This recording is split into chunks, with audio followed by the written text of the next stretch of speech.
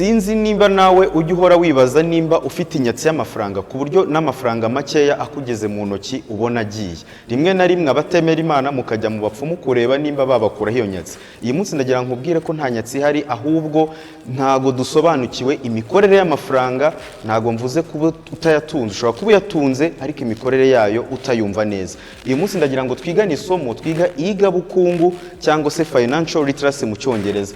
Turaza kureba amakuru n'inzira njyabukungu, dusobanukirwa ibintu bitatu by'ingenzi mu bukungu, ari byo umutungo ariko hano turi buvuge kubera mu ndimi z'amahanga ho ufite uburyo babusobanuramo mu buryo bubiri, hari asset and liability ndetse na net worth cyangwa se agaciro k'ubukungu bwawe. Kubera yuko rero ayo magambo mu Kinyarwanda yose dushobora kuyahuriza hamwe tukayita umutungo, turaza kubisobanura muri no video kugira ngo bisobanukirwe, umenye se amafaranga iyo nyabonye nyahahisha umutungo ki, maho umutungo w'ubuhe bwoko, maho umutungo uzana amafaranga cyangwa maho umutungo utwara amafaranga. Nitwa Straton Havugimana, aha ni kuri CO Logic, tuvuga iterambere ubukungu. Iyi video iraza kuguha amakuru yibanze ukeneye kugira ngo amafaranga na make ubona ubashe kumenya aho uyashora haguha amafaranga. Ku mpera y'iyi video kandi turaza kubasobanurira ahantu hizewe mu Rwanda honyine hemewe na BNR cyangwa na Banki Nationale y'u Rwanda ushobora gushoramo ya mafaranga yawe hanyuma ukiteza imbere, ugatangira gukora amafaranga utavunitse nubwo nta kibuntu kibaho. Kora follow, kora subscribe, kora share kugira ngo iyi video izarebwe n'abandi bantu bose bifuza aya makuru. Intego y'isomo ry'uyu munsi ryacu nuko tugiye kuganira ese abadukurikirana ibintu bibazanira amafaranga n'ibiyatwara barabisobanukiwe, hanyuma nibamara gutandukanya ibibinjiriza amafaranga n'ibibatwara amafaranga bizakorohera kumenya aho uyashora no kwirinda guhaha, kuko umuntu uzi kugura neza ashobora no kugurisha neza, ariko iyo waguze nabi ugurisha nabi bikanarangira uhombye. Turi kuvuga gusa ku bantu bashaka gushora mu bukungu ndetse no gukorera amafaranga. Twihuse rero turaza kureba ese kuki tugomba kwiga iri somo, kuki nge nawe we turi kurebana, kuki ukeneye kwiga iri somo. Impamvu ya mbere nuko ubundi muri ubu buzima abantu benshi bakorera amafaranga, ariko bake cyane nibo bazi uko amafaranga akora. Kuba uyakorera turabizi pe, turabizi ko uyakorera uranayafite, ariko sinzi nimba usobanukiwe uko ukora. Ndagira ngo njye mu mateka gatoya kugira ngo dusobanukirwe ibintu. Kera mu Rwanda rwo hambere ubundi wasangaga amafaranga ntayo twagiraga. Abanyarwanda bo hambere bari batunzwe n'imirimo yo guhinga, korora ndetse no gukora ubuhigi cyangwa se kujya gushaka imbuto mu mashyamba. Hanyuma aho ibintu byagiye bizira, bahinga borora, haje kuzanwa amafaranga azanwa n'abakoloni.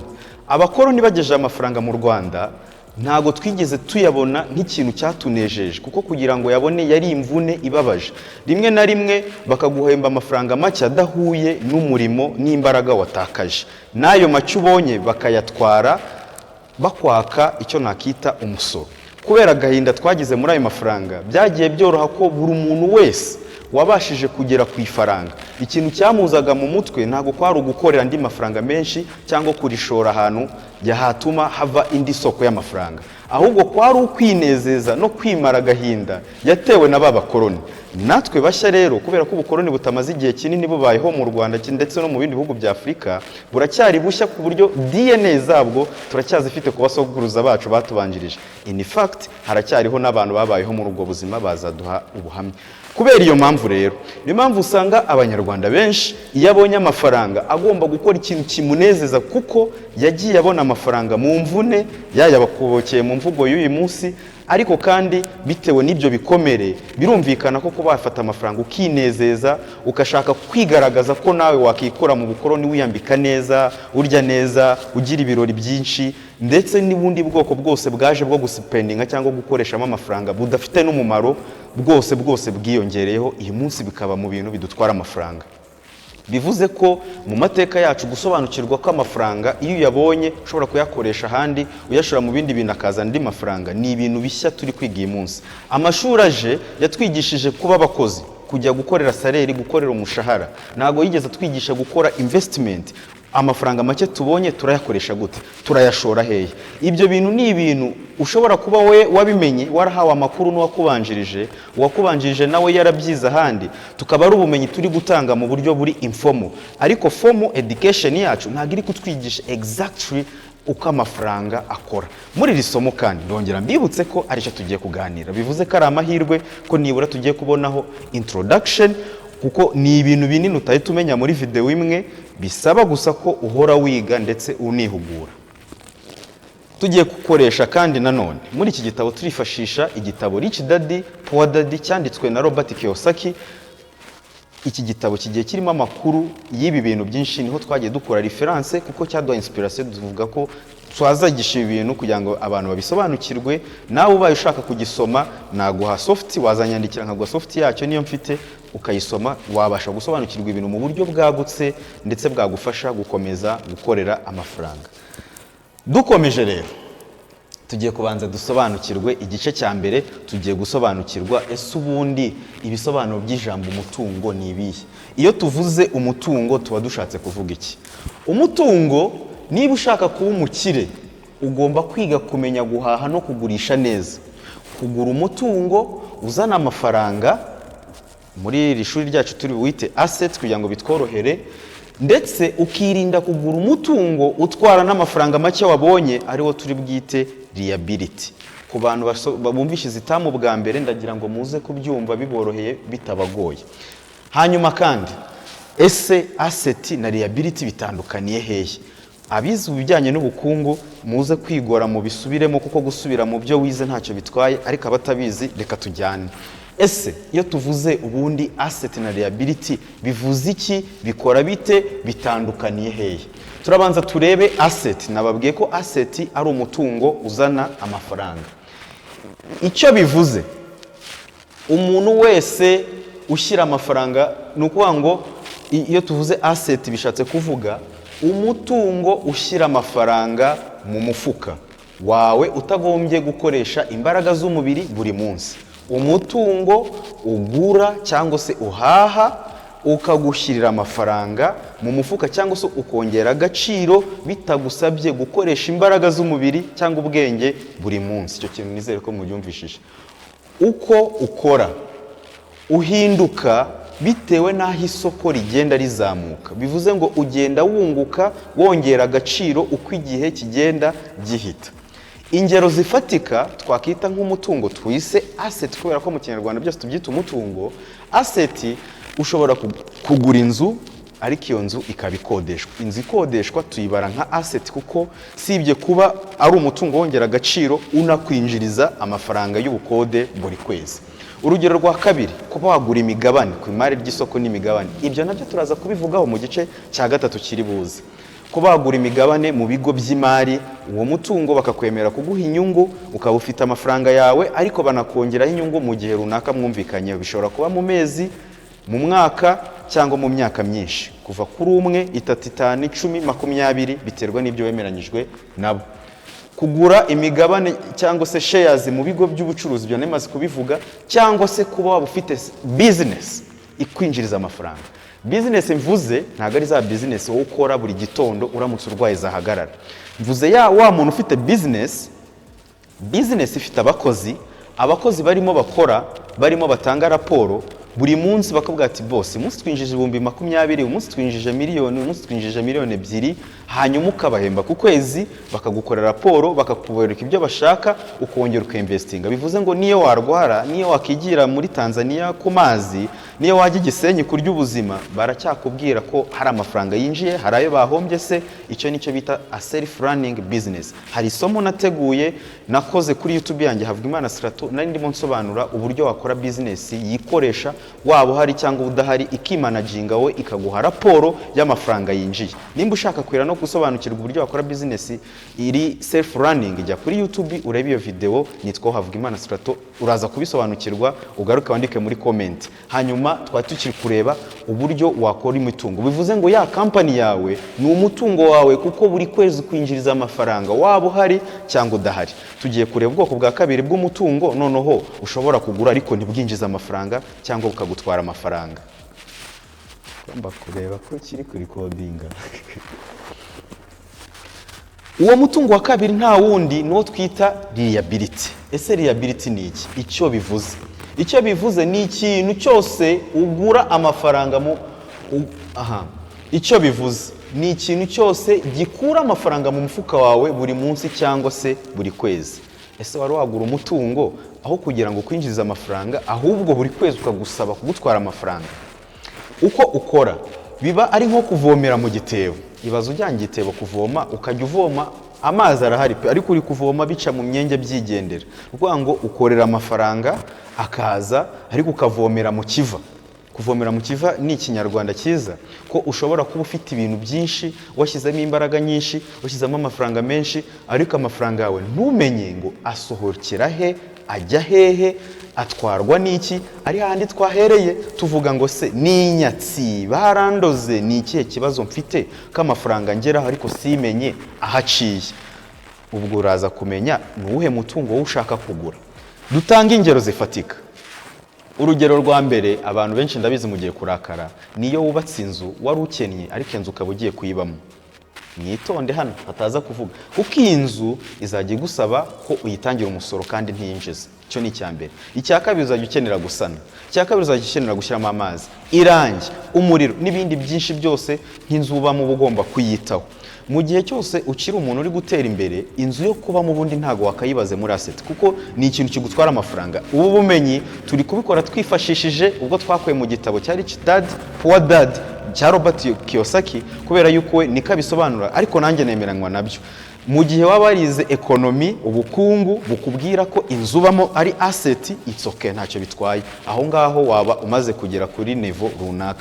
Ariko ku bantu turi gushaka gutera imbere, nimba wubatse inzu bwa mbere ukaba utaratera imbere, byaba byiza iyo nzu yawe ubanje kuyikodesha kugira ngo ijye kwinjiriza amafaranga. Turi kuvuga abantu bari gukora business, bari gushaka kubaka ubukungu, bakagura ibintu bibungiriza agaciro, binongera amafaranga. Apana ba bantu bashaka kuva mu bukode, bafite amafaranga n'ubundi menshi, basanzwe bafite n'izindi business. Niba usanzwe ufite izindi business, it's okay, yubake uyibemo.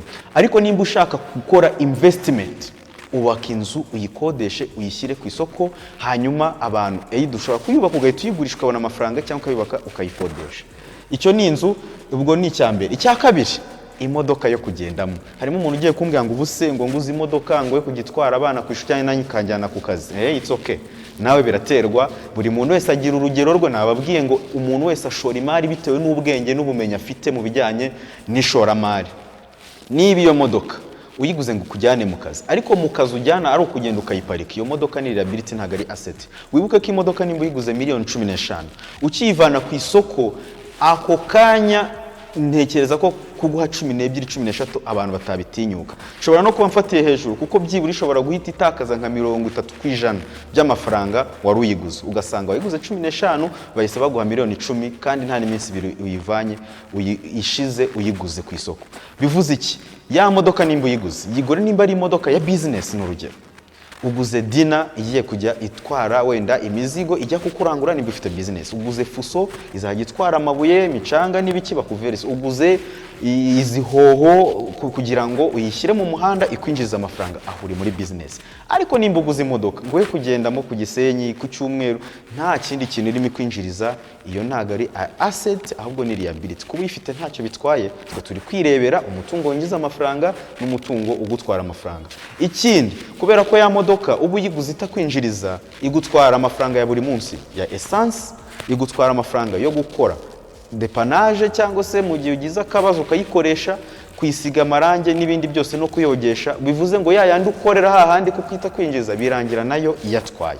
Niyo mpamvu turi gusobanukirwa umutungo as asset, umutungo as liability, nk'ibintu bibiri bitandukanye, kugira ngo wowe nujya ujya gufata umwanzuro uvuge ati umwanzuro mfashe ni uwo kugura iki, ni asset ngura, ni liability ngura. Amakuru nicyo cya mbere. Ikintu cya mbere ni amakuru. Hanyuma gufata inguzanyo muri banki. Inguzanyo muri banki nayo, igihe cyose ufashe inguzanyo ukaba utagiye kuyikoresha kugira ngo yongere agaciro, uyijyane muri business, ya business igufashe kwishyura ya nguzanyo, ukayifata ari kugira ngo wiryohereze, wubake ya nzu yo guturamo, ugura ikibanza utagiye kubaka, ugura ikibanza ahantu kure, kubera ko inguzanyo inshuro nyinshi guha amafaranga atabasha kugura ikibanza hano hafi heza. Aho ngaho ya nguzanyo yawe izaguhombera, izagushyira mu bibazo, izagushyira mu bukene, izagushyira mu madeni menshi utazabasha kwikuramo bikoroheye. Twikomereze, reka twikomereze. Iki cyitonderwa ucyumve neza. baratubwira ati abakene benshi usanga kubera ya mpamvu y'amateka ya mpamvu y'amateka nababwiye, usanga bigurira liability kurusha uko bigurira asset, batekereza ko bibanejeje ntacyo bibatwaye. Nababwiye ngo amateka yacu ntitwigeze dusobanukirwa amafaranga. Kunezerwa ni ibintu twabonye bitugoye kubera akababaro, agahinda twatoye n'ubukoloni gukubitwa. Izo DNA zacu z'abasokuruza tubakomoraho nizo zitwoshya buri gihe cyose ugora tubona ifaranga tugashaka kuriryohamo tukinezeza. Rimwe na rimwe tugakora icyo bita isanisha n'abo banyamahanga badukoreye ibyo bintu, n'abo bahariya hakurya, tugakora n'ibintu by'ubusazi, tukazana n'imico itarabagaho, tukajya mu birori bitigeze bibaho, tukabihimba kugira ngo tunezeze twikuremo cya kintu. Ushobora kubikora utabizi, uzi ngo ni iterambere, ariko bifite aho bihuriye n'imizi sano y'aho dukomoka. Bityo rero iyo usobanukiwe aho uva umenya n'aho ugana. Iri somo nizere ko rigiye kugukangura, rigiye kugufasha kukubera impamvu yo kugira ngo utere imbere, ubone amafaranga makeya uyabyaza andi. Birashoboka nubwo bigoye. Harimo abantu bavuga ngo ariko si ngo nabamembwe ibihumbi 200, 100, 150, 20, ibyo bigakunda. Yego birashoboka. Ibintu byose ni ukwitonda no gupanga no gutegura no kumva ko iryo terambere ryawe ritazigera rifata ibyumweru 3 ngo birarangiye. Ni iterambere rizagufata igihe kinini. Harimo umuntu ngiye nkunda kuganira n'abantu bateye imbere bandusha ubushobozi haba mu mafaranga, ubwenge n'imyaka, ariko isomo nkunda kubigiraho ni ikintu kimwe. Bakunze kumbwira ngo niba ushaka gutera imbere rero Straton, wowe usabwa ikintu kimwe: kwihangana, guhozaho, kugira discipline apana motivation, kumva ko ibintu byose bishoboka, gushyira mu mutwe ibyo twiyaturiraho bitubaho, isi iratwumva. Hanyuma bakambwira ngo ihangane. Kwihanganira ikisi? Gukorera amafaranga biravuna, biraryana, bigusaba amajoro udasinzira, bigusaba gukora aho abandi batashye, bigusaba kwiga ubumenyi bushyashya, bigusaba kureba ino video y'iminota yose ukiri kumva uteze amatwi kugira ngo ubone ubwo bumenyi ujye kubukoresha. Ibyo rero umuntu w'umukene ntabwo ajya bisobanukirwa. Hano nicyo barimo batubwira. Kumva ko kuba uhembwa 200, 500, 600 ukajya kugura telefone ya miliyoni 2 uyigendana mu mufuka ubizi neza kuyisubije ku isoko bataziguha, ari cyo kintu kikunejeje. Gupfira ifiyeri, gupfira aha Kinyarwanda cyiza, gupfira ifiyeri. Just ukagenda usa neza wambaye imyenda y'80, 150, nyamara n'imyenda 40 wakambara kandi ukabusa neza. Ese ayo mafaranga ari kukwinjiriza cyangwa ari kugutwara? Cya kintu wibuke ko kizarangira gishaje, gipfuye, ugishyire mu ngarani, bibe birarangiye. Niyo mpamvu turi kwigira isomo kugira ngo usobanukirwe, ube aware, usobanukirwe ese ndi kuyashora hanyaho cyangwa ndi kuyashora ahatari ahanyaho. Twikomereze. Uyu munsi ntago ndi bubatindire kugira ngo mutarambirwa. Reka dukomeze turebe noneho ni gute rero noneho twamenya umutungo mwiza. Ese umutungo mwiza urangwa n'iki? Umutungo mwiza urangwa n'iki? Marike riranze. Turaza kureba ibiranga umutungo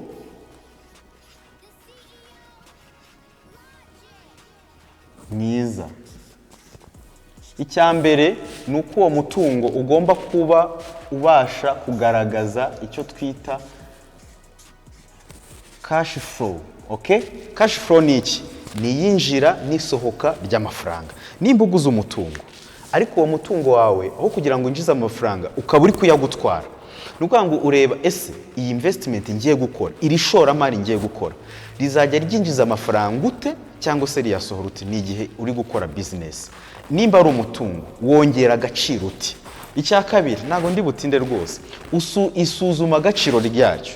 Isuzuma agaciro tureba ibintu bibiri iyo turi gusuzuma agaciro. Tureba nimba umutungo ugira icyo twita depreciation, nimba utakaza agaciro cyangwa se ukongera icyo twita appreciation. Ibi bintu ni ibintu bibiri bigendana. Uragiye uguza ikibanza mu karere ntari buvuge kugira ngo abahatuye batiheba. Icyo kibanza ukiguze miliyoni 5. Ese nuramuka ushatse kugishyira ku isoko bazayaguha ryari? Ese ugize ikibazo kiri emergency, wa mutungo wawe wakugarura amafaranga yawe mu gihe kingana giti? Ariyo mpamvu ugomba kureba impamvu shingiro zo kugira ngo ugure umutungo mwiza. Ugomba kubanza ukareba ese umuguza ngahe, ushobora kuzanyinjiriza ngahe. cash flow muri business biragendana. Ese uyu mutungo utakaza agaciro cyangwa urakongera? Twamaze kubona ingero ebyiri zitandukanye. Iyo uguze ikibanza ahantu heza hari gutera imbere, cya kibanza cyongera agaciro. Iyo uguze ikibanza ahantu habi hatari iterambere rizatinda kuhagera, bigusaba kwihangana igihe kirekire cyangwa se gutakaza agaciro. Tugiye mu bikoresho dukenera, nk'iguze telefone itakaza agaciro. Kereka iyo telefone niba uyikoresha imirimo ikwinjiriza amafaranga. Harimo nk'abantu bagura telefone kugira ngo bazikoreshe nka kamera. Harimo abantu bagura telefone kugira ngo bashyiremo IBM ibafashe gukora muri serivisi. Iyo telefone igufasha kwinjiza amafaranga, iyo telefone ni asset nubwo rwose ishobora kubitakaje agaciro, ifite depreciation ntoya cyangwa se nini. Ariko byibuze iri gukora amafaranga, iramutse ishaje yatuma ugura indi telefone. Imodoka the same. Inzu ni uburyo ibyo twamaze kwibona ruguru n'isindi burutindeho. Icya gatatu ni ukureba ni ese ubundi ntego itumye ngura iki kintu ni iyihe? Ni ukugira ngo ngikoreshe muri business yanjye cyangwa se ni ukugira ngo mbe ndyohewe n'ubuzima? Ibyo reka tubirebe kuri slide ikurikiyeho. Turareba icya gatatu, tuhita tureba usage, icyo kizakora ndetse n'impamvu. Impamvu ukaba umaze kubona ukavuga ati uyu mutungo nshaka nawugura. Ubashije gusobanura ibi bintu, ese iki kintu yaba ari business urimo gifite cash flow, amafaranga arinjira, cyo ni kimwe. Kabiri, ese cyongera agaciro cyangwa gitakaza agaciro buri kwezi cyangwa buri munsi? Gatatu, ese ngiye kugikoresha iki, mfite iyihe ntumbero yo kukigura? Ibyo umaze kubisobanukirwa, none ushobora gufata risk ukagura wa mutungo kuko uba umaze kugira amakuru yibanze kuri cya kintu ukeneye. Dukomeje kuri slide ikurikiyeho, noneho turaza kureba, dusubire hano hejuru. Wa mutungo utwinjiriza amafaranga, yego, iyo ni cash flow. Ese amafaranga yinjira ati? Yinjira mu bukode. Nimba ari liability, yinjira asohoka mu misoro, asohoka kugura assurance, kuko gutunga inzu iri ahantu nziza ugomba no kuyitangira ubwishingizi, birumvikana. Ugomba no kuyishyura abasekirite bayirinda. Ayo ni amafaranga yose akuvamo buri munsi kandi yanzu nta kikwinjiriza. Bivuze ngo kuri wowe aho kugira ngo iguhe n'amake nadukiri kudutwara, ubwo si yo nzi kumara iki. Tekereza kabiri, urebe inzu yanjye ko nyitakazaho iyo insubiza iki. Niho uba ugomba gutekereza. Ariko kandi wibuke ko turi kureba nanone aka kabiri twakabonye, ese uyu mutungo wanjye ahantu uri wongera agaciro, nihangane ngushoremo uzanyungukira? Yego. Nimba wongera agaciro nta kibazo. Nimba utakaza agaciro uri mu gihombo. Gatatu, impamvu waguze icyo kintu n'icyo gikoresha. Hari igihe ushobora kukigura ugasanga nyine wayigeneye kuyituramo kuko usanzwe ufite imitungo, ntabyo ntacyo bitwaye. Icyo ikoreshwa nacyo kigenderwaho. Intego yo kubigura, ubundi wabiguze ufite iyihe ntego? Nimba uvuze ati ngiye nguze uyu mwenda bitari amarangamutima kuko nari nkukeneye, kuba ufite akabati kuzemo imyenda 10-15, uba ufite 5 ukoresha mu minsi 5, bigutwaye iki?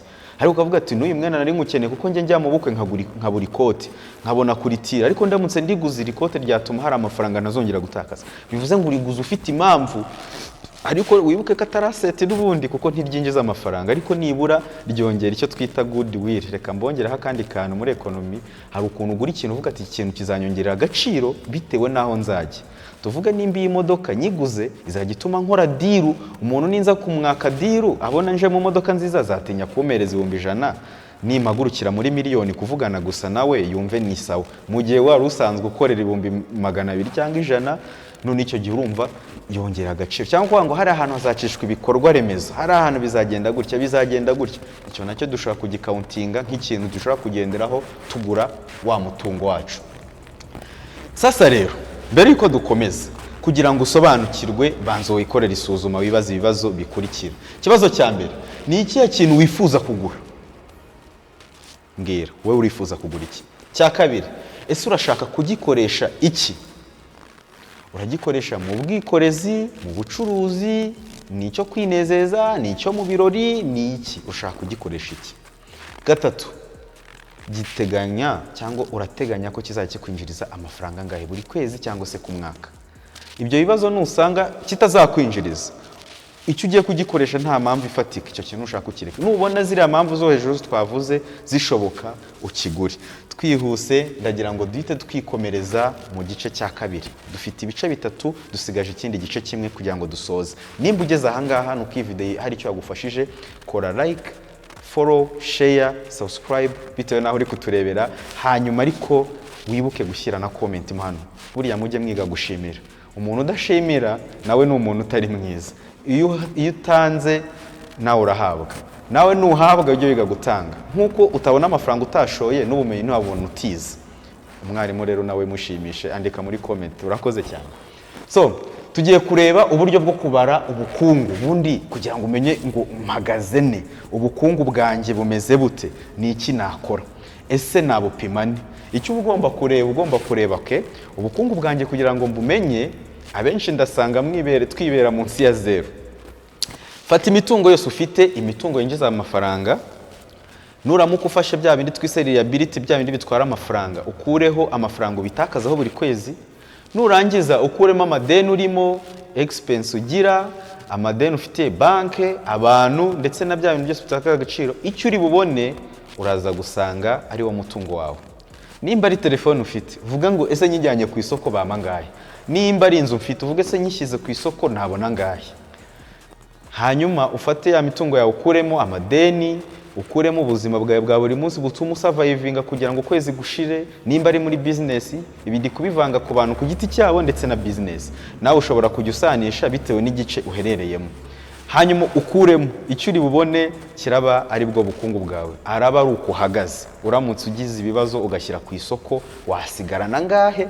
Ibintu byawe bishyize ku isoko byose wabona ngahe? Ako niko gaciro kawe. Abantu benshi turasanga tuba tuyemera, burya nta n'agaciro dufite. Abenshi turi bwisange muri zero cyangwa se munsi ya zero. Ariko hari umuntu nigeze numva yigisha avuga ngo munsi ya zero twigishwe ko nta buzima buhaba, ariko ushobora kugenda ukaguza miliyoni 20 ukazikoresha business ukazishyura, nyuma y'imyaka 20 ukazaba warabyishyuye, akaba ari bwo uza ku buzima buri hejuru ya zero. Bivuze ngo zero si ubusa. Zero si ubusa nk'uko twabyize. Zero ni umubare ugomba guhabwa agaciro. Bivuze ko hari abari munsi ya zero kandi banabayeho neza kukurushaho uri kuri zero. Nk'abantu baba mu nguzanyo kandi ukabona bafite imodoka, afite inzu nziza, abana be biga neza, ariko ari munsi ya zero, akora yishyura.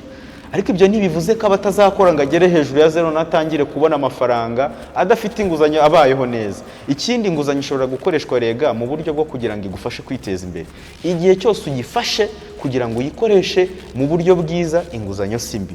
Ariko igihe cyose ufashe inguzanyo kugira ngo uyikoreshe ugura liability, bya bintu bitakaza agaciro, bya bintu biguhombya, iyo nguzanyo ni flop, nta kintu izakumarira, izagukenesha ahubwo kurushaho. Ubwo kubijyanye n'agaciro ngira ngo turabisobanukiwe. Asset dushobora kuzigabanywamo ibice bitatu kugira ngo tuzumve. Hari umutungo mu mafaranga, amafaranga ufite, cash, liquidity cash. Ese ku kwezi ufite angahe? Muri uku kwezi ufite angahe? Umuntu akubwiye ngo bum, ngize ikibazo, baragufashe, uri kuri polisi, wahamagara nde yakuzanira amafaranga angahe? Ayo mafaranga nayandi uyabara kuri amafaranga ufite kuri Momo, kuri bank, kuri Tigo Cash n'izindi banki zose n'aba bafite hari hose dutwara amafaranga, n'amafaranga ufite ni cash. Liquidity yawe ingana iki? Ayo niyo mafaranga, ni wo mutungo wawe. Uwo mutungo no mutungo unagutabara byihuse. Okay? Ibyo tubyita liquid asset cyangwa se amafaranga ufite mu ntoki. Igice cya kabiri reka nyisorezeho, ariko reka mere kuri gatatu. Umutungo utimukanwa. Ushobora kuba ufite umutungo utimukanwa nk'ubutaka, inzu, ama etage, bya bintu byose by'imitungo bifite amafaranga ariko bitimukanwa. Hakaba kandi n'imitungo ushobora kuba ufite mu bigo by'imari. Wenda waguze imigabane mu kigo runaka, wenda amafaranga yawe wayashyize muri beneri, muri za bonde za leta. Ayo nayo ni amafaranga ubara, ariko kubera yuko uba yafite mu buryo utahita ugurisha direct, ariko nayo still aracyari umutungo. Iyo munsi kubera umucuti wanjye Robert Kiyosaki atubwira ko ubu umutungo uyu munsi ufite ukomeye kurusha biriya byose mvuze ruguru ari ubwenge, human capital, human resources. Niba udafite ubumenyi bwo kubasha gukora, ubumenyi ufite nibwo bwatumye ubona ari iriya mitungo ifatika y'amafaranga ufite kuri cash. Wayabonye kuko ukora, iriya mitungo wayiguze kuko wakoze. ubwo bityo ikintu ukwiye kumenya no guha ubwenge no gushyiraho imbaraga buri munsi ni ubumenyi twakita intellectual sibyo, cyangwa se human capital. Ibi bintu urabikeneye kuko nubibura bizarangira ya mafaranga aje akagenda. Ibintu urabikeneye niba wowe ukiri wa muntu ukiri hasi, ukeneye ubumenyi bwo kumenya ngo ndashora he. Nimba utarakira ukeneye kugira human capital first of all, ukeneye kugira intellect, ukeneye kugira ubwenge, ugasobanukirwa amafaranga akorerwa ate, ashorwa he, ndahera he. Numara kumenya aho uhera, utangire ugire ziriya cash kuri bank, uyagire mu ntoki, ugure imitungo, ushore. Nuko umuntu atera imbere, nuko umuntu akira. Ariko nta mutwe ufite, na twatundi umuntu aguhaye uhora usaba, cyakoze urasaba pe, ariko nuyaguhaye agera mu ntoki yawe yigenda, ugatanga ngo mfite inzaratsi, ngo barandoze, ngo mfite inyatsi, ngo simbizi, ngo nta faranga nindana. Nyamara ni wowe wabuze ubumenyi, wabuze ubwenge bwo kugumana na duke ufite. Gerageza wige, wihugure, urebe izi video, usome ibitabo, ujye kuri YouTube ushakishe, usura abantu bakora business bakwigishe. Mu minsi ishize nababwiye ko nta kintu cyiza nko kujya kubariza amakuru ku bantu bakora ikintu. Iyo ubajije amakuru ku muntu ukora ikintu, aguha amakuru yizewe kuko aba akibamo agikora buri munsi. Shakisha amakuru, ntushore. Nimba ushaka gushora mu butaka, reba mugenzi wawe wigeze ashora, mubaze ngo wabuguze he, byari byagenze gute, agusobanurire kugira ngo n'abakomisiyoneri batazakuryaho menshi. Iyo ugiye urangaye, hari n'igihe umukomisiyoneri akugurisha nabi, ugasanga uguze kuri menshi akibonera inyungu nyinshi kuko aba areba komisiyo yiwe. Ariko iyo ugiye ufite amakuru, aragufasha mu gafatikanya, ukareba ubutaka bwiza, uba ugomba kumuhemba kuko ntagakorera ubuntu, ariko ukamuhemba bijyanye n'akazi yaguhaye, bijyanye na productivity, bitajyanye no kuba gusuguze nk'injiji bagufatiranye. Itonde rero usobanukirwe ibi bintu bitatu ugomba kumenya kugira ngo umenye umutungo wawe. Umutungo wawe ni amafaranga ufite mu ntoki, kuri banki, kuri Tigo Cash, kuri Momo. Ni umutungo w'ubwonko, ubwenge ufite bwawe, niwo mutungo ufite. Cyane cyane networking, kumenyana n'abantu, buriya ni umutungo nyaboneka. Nyabona abantu ni umutungo. Hari abantu, ngahari umuntu ntihabura uruntu, ariko n'ahari abantu ntihabura amafaranga. Amafaranga ari mu bantu bakwegereye. Iga gukora icyo bita leveraging others skills, others money, kugira ngo nawe uzabashe kubona amafaranga. Iyo bavuze leverage, ni ugufata ibyo undi afite ukabikoresha mu nyungu zawe. Ushobora kuba ufite nka miliyoni 10 ariko utazi aho washora. Ukaza ukareba strato n'abandi bantu bamenyera ibyo gushora no gukora muri business, bakakwigira umushinga, ukabishyuramo miliyoni 1 cyangwa 2, ugashoramo ya mafaranga. Wowe icyo ubarusha amafaranga, nabicyo bakurusha ni amakuru. Ayo makuru rero ugomba kuyishyura. Nuyishyura birakugirira inyungu, nuyishyura urunguka, niwunguka urabahemba, nubahemba nabo babeho gutyo batera imbere. Ntuzagire ipfunwe yo kuvuga ngo buse ngo ubundi ngo ngewe umuntu ndusha amafaranga, ngo ubundi ngo twaba tuvugana iki. Ntacyo bitwaye kuba yamurusha n'umugisha, congratulation. Ahubwo mukorere andi mafaranga menshi. None se wari wabona Cristiano, utekereza ko Cristiano umukoce we muri football, umutoza utekereza ko amurusha amafaranga? Cristiano amurusha amafaranga kubera ko afite izina na brand rimwinjiza amafaranga, ariko birarenga agashaka manager umanaginga bya bikorwa bye. Ntago bivuze ko kuba bimanaginga amurusha ubwenge bwo kubikontorora, amurusha kuyakorera. We yigiriye umugisha, agira impano, arayikoresha, agira izina, agira brand, afite amafaranga. Aho yayakuye ntituhitayeho, wenda yarayagujije, yarayahawe, yarayakoreye. Rego ushobora no kubetinga ukabura yabonye, ariko kwibuka ko udafite ubwenge bwo kuyashora no kwiga aho wayashora no kuyamanaginga nibyo bishobora gutuma none uvuga ngo reka nshaka umuntu mpemba abinkorere, aya makeya twige kuyabyaza ndi, iyi kampani yanjye idahomba, iyi kampani yanjye igira ibikorwa ikora, na make arimo tuyabyaza ndi. Aho nibwo ubutangiye kuba rwiyemeza mirimo mwiza, nibwo ubutangiye kuvuga ngo noneho iterambere ndi kuri kabakaba. Nyaboneka sobanukirwa ibi bintu kugira ngo utazahora mu bujiji bwo kuvuga ngo mfite amafaranga ngo nagura icyo ushaka. Ahubwo amafaranga nta kintu atagura, agura n'abanyabwenge, agura abafite imitungo yabo kuri make, ukayigura ufite cash, ukayigura abakennye, ukazayigurisha ku bandi bayikeneye ikindi gihe. Agura abantu baza kukwigira imishinga aho bashora.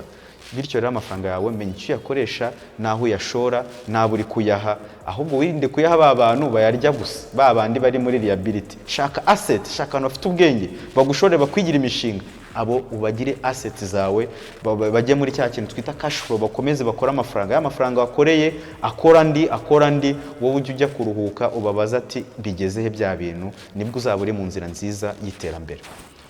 So twikomereze igice cya gatatu, ari nacyo cya nyuma dusoza. Muri iki gice cya gatatu tugiye kuganira ariko se ubundi ni hehe mu Rwanda ubaye ufite amafaranga wayashora? Amafaranga ugize umugisha wo kuyabona, ufite 100,000, ufite 200, 300, 400, 500, miliyoni 2, 3 enye kugeza kuyo ufite, wayashora hehe? Kugira ngo turabanza tuhere mu bigo byizewe. Banki nkuru y'u Rwanda, Banki Nationale y'u Rwanda igishyira gutya ku matangazo kavuga ngo banyarwandakazi mufite amafaranga, namwe inshuti z'u Rwanda, nimba ufite amafaranga dore yatugurize tuyakoreshe mu bikorwa by'iterambere, tujye tukungukira pourcentage runaka ku mwaka. Ibyo bisohoka mu matangazo ya leta ya Beneri azavuga ngo tugure icyo bita treasury bond cyangwa se T-bills. Uburyo bikorwa ni ubuhe rero? Ishyira impapuro mpeshamwenda ku isoko, abantu bakaza bakagura bijyanye n'ubushobozi bw'amafaranga bafite, hanyuma bakakungukira mu gihe cy'imyaka, umwaka, 5, 6, 20 n'indi. Ushaka amakuru arambuye wazatwandikira inbox cyangwa se nawe ugakora ubushakashatsi kuri kuko ibintu byose biba bihari, hanyuma ugasobanukirwa izi bonde zigora gute, udufaranga twanjye kugira ngo dukomeze kuba turi ahantu tutunguka, watugura izi bonde za leta none ikajya inyungukira buri kwezi, buri mwaka bitewe n'igihe mwumvikanye. Ubwo ni uburyo bwa mbere bwo kugura impapuro mpeshamwenda za leta. Leta ikikora iguha inyungu kwijanisha bitewe n'ibyo mwumvikanyeho. Uburyo bwa kabiri ni uburyo bwo gushora amafaranga mu bigega by'ishoramari. Mu Rwanda hari ikigo njya kumva cyane bita RNIT, Iterambere Fund. Nkunda kucyumva bacyamamaza. Ni ikigo nacyo ushoramo amafaranga yawe, hanyuma wamara kuyashoramo bakakungukira inyungu mu gihe cy'umwaka. Aho kugira ngo ubike amafaranga mu rugo cyangwa ku mufuka cyangwa kuri za konti zitunguka, ikiza wayafata ukayabashyira bakakungukira inyungu nziza ku mwaka, mu gihe ariko utashoboye kujya gukora business, udashoboye kujya gushora imari mu bindi bigo cyangwa mu bindi bikorwa, ukaba wumva ugira riske, wumva utinya guhomba, nibwo wajya hano, kuko haba bakungukira kandi birizewe 100% kubera yuko ibi bigo biba biyoborwa n'amategeko ya leta ya Banki Nkuru y'Igihugu. Bivuze ngo haba harimo ijisho rya leta, ntibakwambura inyungu yawe bayiguhera igihe bitewe n'uburyo mwumvikanye. RNIT Iterambere Fund ni ikigo nanone ushobora gushoramo mu Rwanda. Ahandi ushobora gushoramo ni mu isoko ry'imari n'imigabane. Mu Rwanda tugira ikintu bita Rwanda Stock Exchange. Ni isoko ry'imari ry'imigabane ryo mu Rwanda. Isoko ry'imari n'imigabane ni iki rero? Ni aho abantu bafite amafaranga bahuzwa n'abafite ibikorwa remezo, bafite kampani, bafite imishinga, bakeneye amafaranga kugira ngo bayashore nabo mu mishinga y'iterambere, hanyuma abantu bakavuga ati mwaduhaye amafaranga yanyu tukabaha imigabane muri kampani yacu. Tuvuge kampani ifite imigabane 100%, hanyuma ikavuga ati ushobora kuguramo imigabane 5, 6, 7, 8, hanyuma bashyiraho igiciro uguriraho wa mugabane. Bikora gute rero cyangwa se wunguka ute? Aya mafaranga iyo umaze kuyagura umugabane uba ushobora kunguka mu buryo bubiri. Uburyo bwa mbere ni uko ushobora kuwugura ku mafaranga makeya, wenda ukawugura uyu munsi uri kugura 300, ukazategereza wa mugabane ukaziyongera mu gaciro, ukawugurisha wenda ugeze kuri 350. Agaciro kazamuka ryari, biba byagenze gute? Buriya isoko ryose aho riva rikagera habaho ikintu bita demand and supply. Iyo abantu bashaka ikintu cyane ari benshi kandi ukibaha ari abagitanga ari bakeya, bivuze ko igiciro abagitanga bahita bakizamura. Ariko iyo abatanga ikintu ari benshi abaguzi ari bakeya, bivuze ko igiciro kijya hasi kugira ngo competition abantu babone ubushobozi bwo kugura cya kintu. Rero ushobora amakuru y'ibyo bintu akunze gusohoka ku kigo bita Capital Market ni ikigo gishinzwe kumanaginga cyangwa kureba ibijyanye n'aya masoko y'imari n'imigabane, hanyuma ukamenya ese amakuru isoko ryazamutse, imigabane y'iki kigo runaka imeze ite. Dushobora gufata nk'urugero, dushobora kureba muri Beka Group, Burarirwa, Simerwa, sinzi nimba muri MTN nibamo, nubwo natanze rura rugero, n'ibindi bigo byinshi. Hano hari abakoci babyigisha. Coach arenda gusuhuje, ni umuntu ujya wigisha ibintu bijyanye n'imari n'imigabane. Nge ntabwo mbisobanukiye cyane, nanjye mwigiraho dukuru twinshi natumukuyeho. Bityo ukahagura umugabane ukazawugurisha wongereye agaciro, mu gihe ubona uri kugabanuka ukaba wihoreye, hanyuma ukazagurisha nyuma. Nayo nta risk ibiri mushobora gutegereza.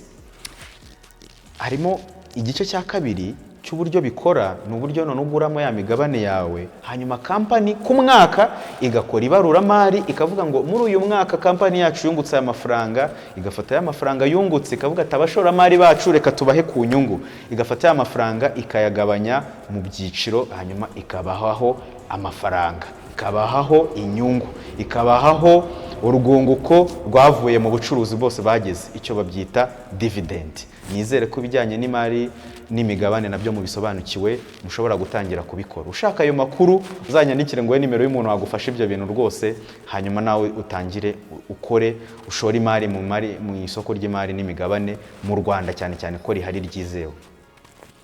Muri iyi minsi kandi bisigaye binoroshye ko amakuru araguruka, arihuta cyane. Ushobora no gushora mu bigo bijyo hanze yo mu Rwanda ukoresheje wibereye hano i Kigali, ukagura nk'imigabane ya Tesla, ukagura imigabane ya Amazon, ukagura imigabane muri Microsoft n'ibindi bigo byinshi wibereye hano i Kigali. Icyo usabwa gusa no kuba ufite amakuru y'aho babigurira, hanyuma ukajya kugura. Ibyo byose bigusaba ubumenyi, kuko ntago ari ibintu ugomba kwishoramo gusa. Mu Rwanda hari uburyo, hari abantu twita ababroka bashobora kugufasha kugura, bakanagusobanurira kugura ya migabane.